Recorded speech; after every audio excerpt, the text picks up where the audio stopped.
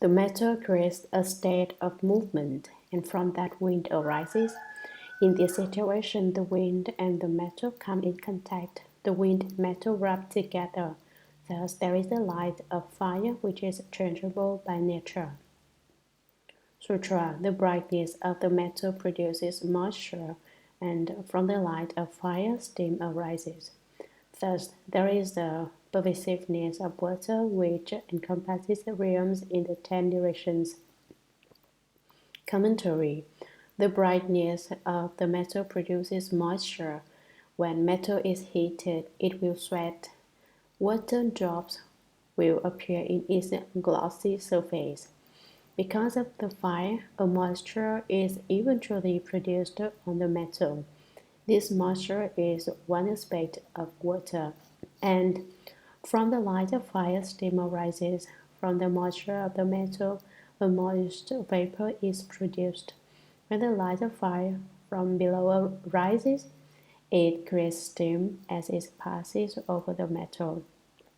Thus, there is the pervasiveness of water which encompasses realms in the 10 directions. Because of the phenomenon of condensation and evaporation, when the metal meets fire, there is a water cycle which encompasses the length of the 10 directions. Sutra. Fire rises and water falls, and the combination sets up a solidity. What is wet becomes the ocean and seas. What is dry becomes the continents and islands. Commentary. After explaining the pervasiveness of water, the Buddha tells how the seas and mountains come into being.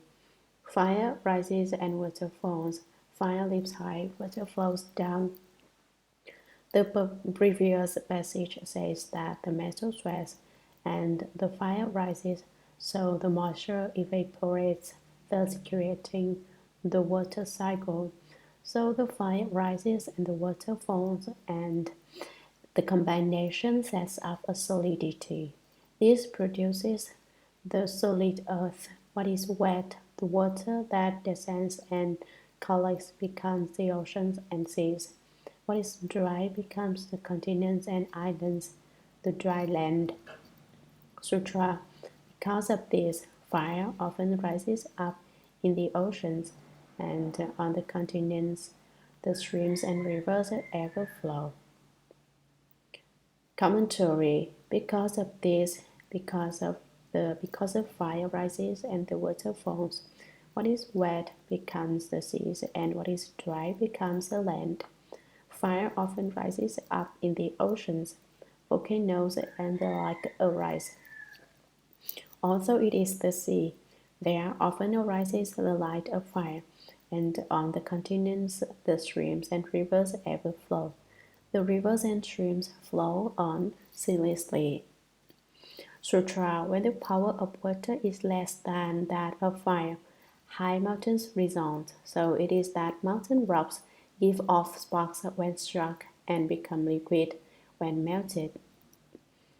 Commentary. Water and fire battle with one another, and when the power of water is less than that of fire, high mountains resound. When the fire overpowers the water, high mountains are formed. So it is that mountain rocks give off sparks when struck and become liquid when melted. When you pound the rock, sparks form out of it. When you heat rocks to a certain point, they melt like in a volcanic eruption. How can volcanoes spew forth fire? It is because of the battle for power between water and fire. Sutra. When the power of earth is less than that of water, the outcome is grasses and trees. So it is that groves and meadows turn to ashes when burned and wood water when twisted. Commentary. When the power of earth is less than that of water, the outcome is grasses and trees. When the strength of the earth is not as great as the strength of water, the conditions of water and earth produce the grasses and trees. So it is that groves and meadows turn to ashes when burned, and wood water when twisted. Ashes are simply earth. If you twist the blades of grass or parts of the tree, liquid will flow out. Sutra. A falseness is produced with interaction as the seeds, and from these causes and conditions comes the continuity of the world. Commentary. A falseness is produced with interaction as the seeds. A false thought arises, and fire and water become the seeds of mountains by mutual interaction. From these causes and conditions comes the continuity of the world. From this interaction, which forms the seeds, the world ends and then begins again. It is destroyed and then arises once more. Once it arises, it is again destroyed. From production, dwelling, decay, and emptiness, and various circumstances, the continuity of the world is perpetuated, which goes on without cease. Sutra. Moreover, Purna, the false brightness is none other than the mistake of adding light to enlightenment. Commentary. Moreover, Purna, I will explain further. The false brightness is none other than the mistake of adding light to enlightenment. It's not something else playing tricks on you. It's simply that you wanted to add light to enlightenment. That's how the problem arose. Adding light to enlightenment is just like putting a hat on top of a head. Sutra. After the falseness of an object is established, the faculty of understanding cannot transcend it. Due to this cause and condition, hearing does not go beyond sound, and seeing does not surpass form. Commentary. After the falseness of an object is established, the faculty of understanding cannot transcend it. The falseness of an object refers to the appearance of karma and corresponds to the earlier passage. Once an object is falsely set up, the word faculty here refers to a false ability, the appearance of turning, and corresponds to the earlier passage. Your false subject arises.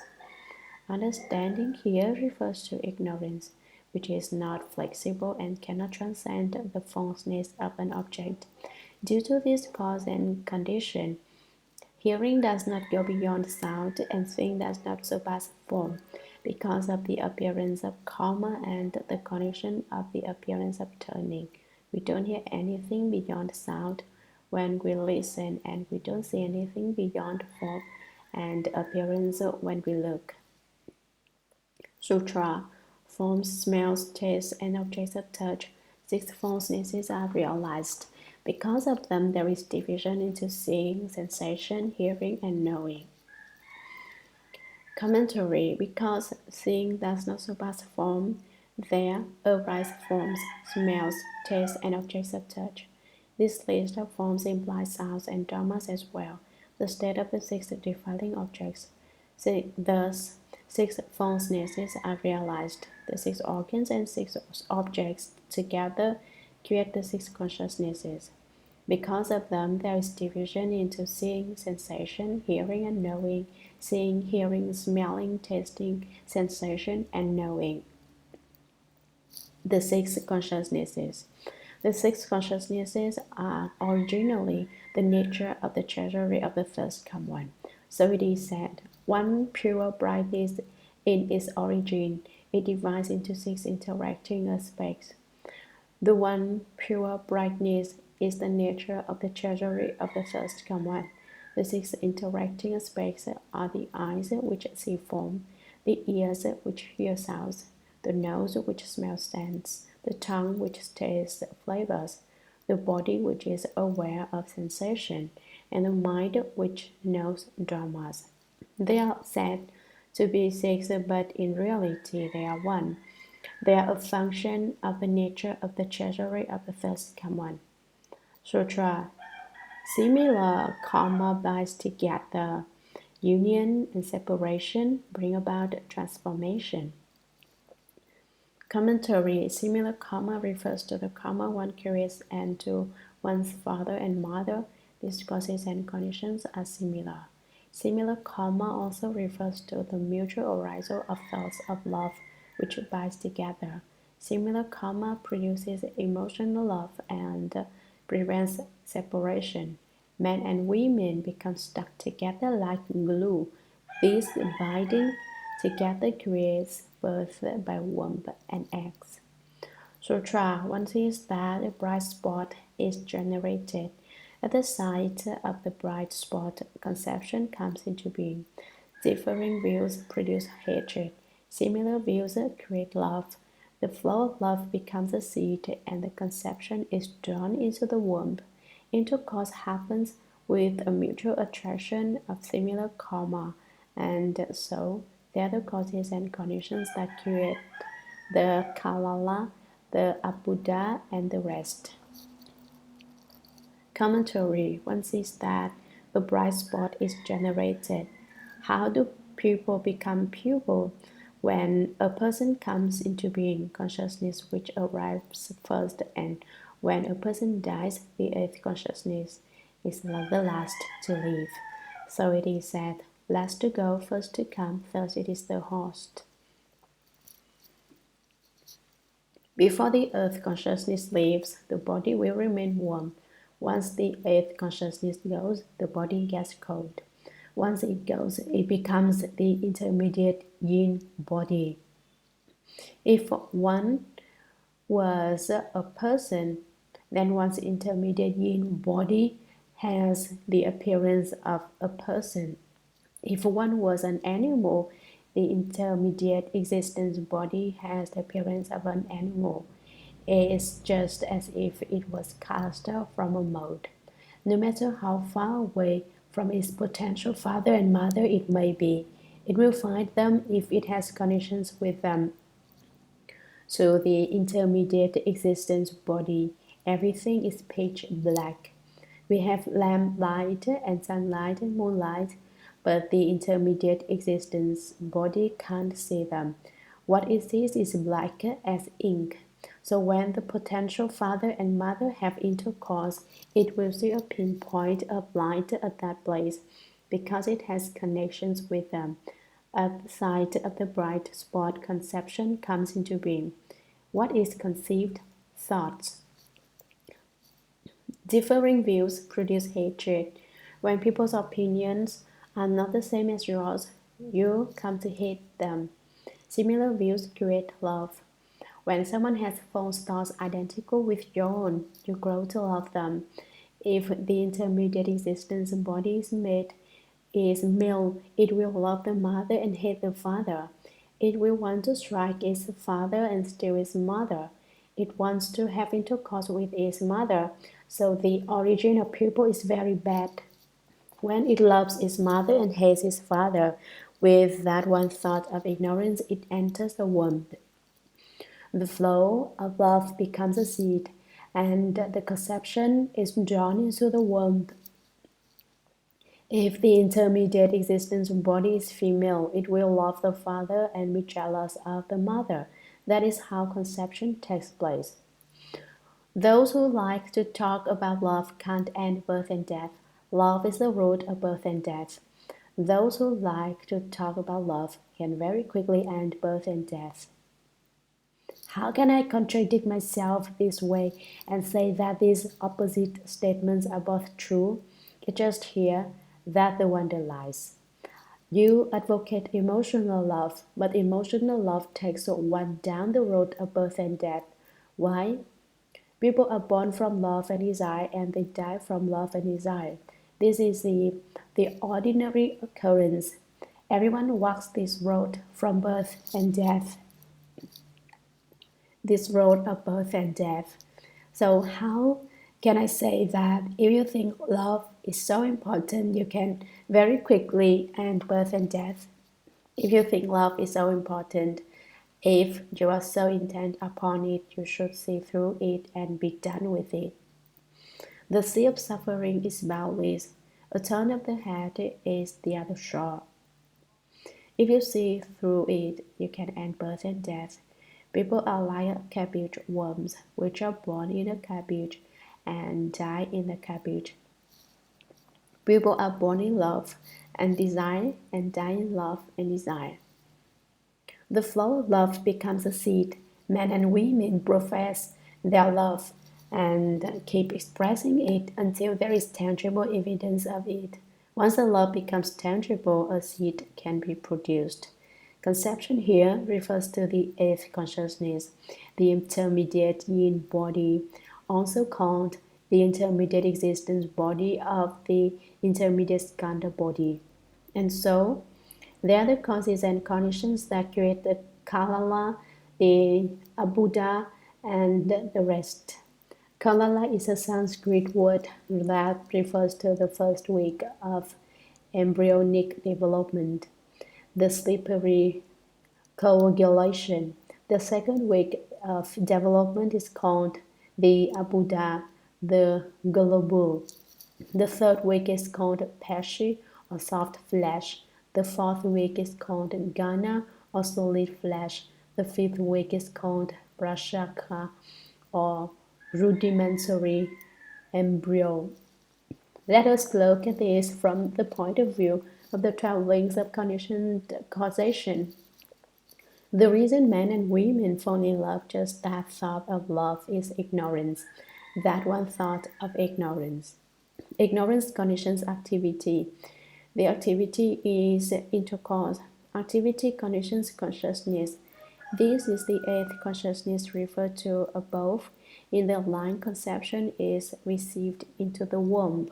The consciousness is the intermediate skandha body entering the womb. Consciousness conditions name and form. Name refers to the first through fourth weeks of embryonic development. Form refers to the fifth and later weeks of embryonic development. Name and form condition the six entrances. By the seventh week of embryonic development, the organs are fully formed. The embryo has by now developed eyes, ears, nose, tongue, body, and mind. The six entrances condition contact. Once the eyes, ears, nose, tongue, body, and mind are formed, there is an awareness of contact. The embryo in the mother's womb experiences the sensation of contact. Contact conditions feeling. The embryo is receptive to the contact. Feeling conditions love. When it receives the contact, it gives rise to love. This is the real beginning of love. And so, to answer the question, why men and women come to love one another, it is because even at the fetal stage, the cause has been planted already. There are thoughts of love. Love conditions grasping. Once there are thoughts of love, one wants to have the object of love for one's own. One wants to become that thing. Grasping conditions becoming conditions birth. Once you've got it, you are born. Birth conditions old age and death. Once there is birth, there is death. So one has contemplate the 12 links of conditioned causation and know that the causes and conditions are impure. The father's semen and the mother's blood are unclean things. If you want to end birth and death, the first thing you must do is not give rise to ignorance. How do you do that? Don't have thoughts of emotional desire. Without ignorance, there is no activity. Men and women get involved all because of that first thought of ignorance. And what is ignorance? It is I don't know. For instance, when a man sees a woman, she might be beautiful, but ultimately, why does his mind move? It is just when one's mind moves that one gives rise to ignorance. And when women have an emotional reaction to men, it is the same thing. Ignorance, therefore, is the root of birth and death, and it is the place that it all starts. If you understand the 12 links of conditioned causation and are not turned around by them, then when ignorance is distinguished, activity is extinguished. When activity is extinguished, consciousness is extinguished. When consciousness is extinguished, name and form are extinguished. When name and form are extinguished, the six sense organs are extinguished. When the six sense organs are extinguished, contact is extinguished. When contact is extinguished, feeling is extinguished. When feeling is extinguished, love is extinguished. When love is extinguished, grasping is extinguished. When grasping is extinguished, becoming is extinguished. When becoming is extinguished, birth is extinguished. When birth is extinguished, old age and death are extinguished. This is the method of returning to extinction. If you take the road of arising in succession, you become a person. If you return to extinction, you can become a Buddha. So arhats contemplate the travelings of conditioned causation and think, how do people come into being? Their coming is extremely unclean. The combination of the father's semen and the mother's blood to make an embryo is impure. So they sever ignorance and end birth and death. During the reign of the Emperor Wu of Liang, the Buddha Dharma flourished. Whenever there was a wedding reception, Dharma masters were invited to recite sutras. On children's birthdays, Dharma masters were invited to recite sutras. In short, no matter what the occasion, Dharma masters were invited to recite sutras and give their blessing. They would give a short speech about the auspiciousness of the event, what a lucky occasion it was. At that time, there was a wealthy man who was celebrating the marriage of his son. He invited Chen Master Chu Kung to recite sutras and give the blessing. When Chen Master Chu Kung arrived and looked around, he said, "How strange, how bizarre! The grandson marries the grandmother.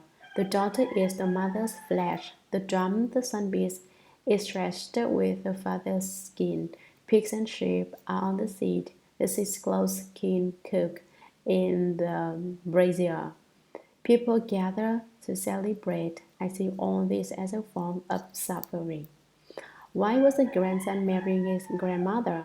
It was because when the grandson was 2 years old, his grandmother died. As she was dying, she grabbed her grandson's hand and said, "I'm at the point where I can't let go of everyone else, but I can't forget about my grandson. Who will take care of him in the future?" And she died, clutching her grandson's hand. After her death, she went before King Yama and he said, "Oh, you love your grandson so much? Fine, go back and be your grandson's wife." So she was reborn as a woman, and when she came of age, her grandson chose her as his wife. How did Chen Master Chuku know this? Because he had the ability to know others' thoughts and the ability to perceive past lives. He had the Buddha eye. When he looked in front of the house and he said, "The daughter is the mother's flesh," because he saw a little girl chewing a chunk of pork. Her mother had died and been reborn as a pig. The pig had been slaughtered and cooked, and she was actually eating the flesh of her own mother. When he inspected the musicians in the band by the entrance way, he said, "The drum, the sun beast, is stretched with the father's skin." The drummer was hitting a drum stretched with a deer hide.